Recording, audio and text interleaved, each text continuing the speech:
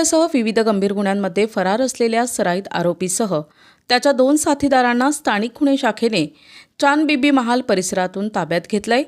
आरोपींकडून 2 गावठी कट्टे, 2 जिवंत काडतुसे, 3 मोबाईल आणि 1 पल्सर मोटारसायकल असा एकूण 2,24,000 रुपयांचा मुद्देमाल जप्त करण्यात आलाय।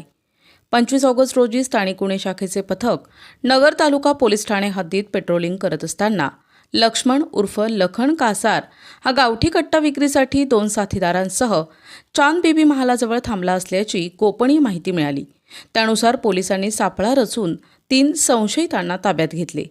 ताब्यात घेण्यात आलेल्यांमध्ये लक्ष्मण उर्फ लखन बाबासाहेब कासार, सचिन राजेंद्र खाडे आणि अनिकेत दिलीप पटारे यांचा समावेश आहे। आरोपींची झडती घेतली असता 2 गावठी कट्टे आणि 2 जिवंत काडतुसे मिळून 1,04,000 रुपये किमतीचा शस्त्रसाठा आढळला। तसेच 3 मोबाईल आणि विना नंबरची पल्सर मोटारसायकल जप्त करण्यात आली।